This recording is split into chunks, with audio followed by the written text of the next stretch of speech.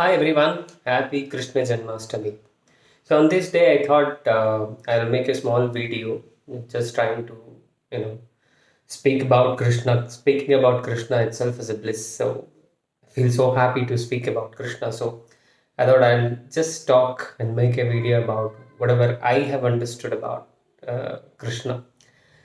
So why is Krishna so famous, and why is he a God worshipped so much and celebrated so much? You see, Krishna is actually considered as a Purna Avatara. Why is that? It's there has been eight is the eighth incarnation of the Lord, but why is he considered the Purna Avatara? Krishna is someone who did not leave anything to achieve renunciation. So, in other words, if we have to talk about sannyasa, Krishna is the first one. He's the one who set an example to the entire world that taking sannyasa just doesn't mean you leave everything, go away. That was the notion. Even if you are talking about Lord Ram, when Kaikei sent him to forest, he goes and says, I'm really happy now that you are sending me to forest. Otherwise, I wouldn't have lived a life of a sannyasi. I wouldn't have been possible to live the life of a sannyasi. So, which means Rama also, in a certain way, believed that he has to leave everything, go to the forest, meet rishis, talk to them to live the right life of renunciation or sannyasa. But it's Krishna who brought the message that you don't need to leave anything uh, to be a sannyasi, so you can actually live in the midst of the complete materialistic world and still be a brilliant sannyasi. And that's what the message Krishna brought. Look at how he left Yashoda. I mean, if you really want to know how, um, what mother's sentiment is or what Matruvatsalya is, I don't call it sentiment. If you want to know what is the affection of a mother, just listen to the story of Yashoda and Krishna and see how Yashoda treats Krishna. You will naturally have tears in your eyes, and that's Matruvatsalya. But still, when he had to leave her and go to Mathura, I said, oh, bye bye, mom. I'm going to Mathura. So, complete Nirmohi. The gopis, Radhe. I mean, we all know the love story of Radha and Krishna. We know how much Radha loved him. But when it was time for him to go for the greater good, he just said, bye bye, I'm going. And he left Mathura. I mean, imagine that. He never cared. This is my city. I'm the king of this. Nothing. He just lived for the service of people, welfare of people. So, which means when there was a problem in Mathura, he said, "What's the point in keeping a city where people are not living happily?" So he discarded Mathura completely. Went. He built Dwarika. He lived happily there.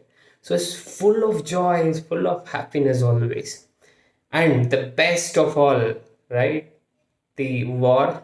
He's a antaryami. He knows that this war is going to be a huge destruction, but still he's sitting there, and his friend is acting like a crybaby. He just starts crying in the midst of the battlefield that he doesn't want to fight.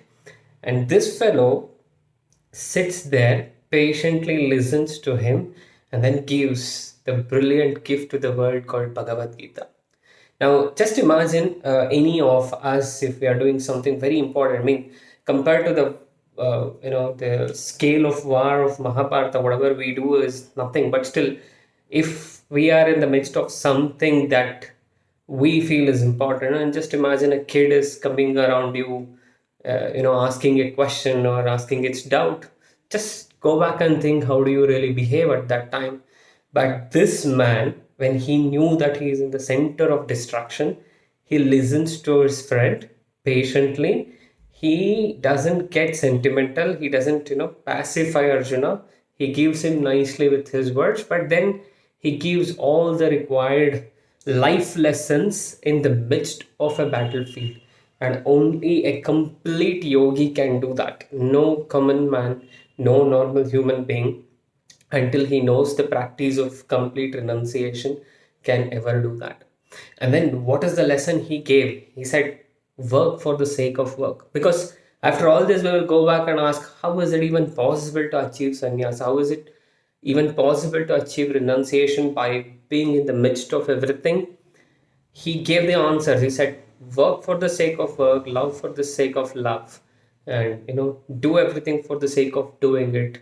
Do not really expect anything out of it. And if you do that, you're going to be wonderful. Even when he talks about bhakti, even when he talks about sannyasa, everything he says you do for the sake of doing it, work for the sake of work. And that's one shloka which says karmanyeva adhikaraste, which is really a famous one which we all know. So this man living in the midst of the materialistic world showed that you can still lead the life of a sannyasi happily with a lot of bliss. So let's all pray to Lord Krishna today, learn the life lessons he gave to us. If people you're watching today, try to read at least one or two shlokas from Bhagavad Gita every day. It's not possible to read it like a novel, but make it a habit to go through. Don't put Bhagavad Gita in a corner and perform prayers to it. Rather, open the book, at least one or two shlokas, try to read the meaning, and that habit probably would definitely help us progress. So let's take the message of Krishna that progression, the spiritual progression, is definitely possible living in the midst of the complete materialistic world. We take that lesson and then once again say Hare Krishna. Thank you.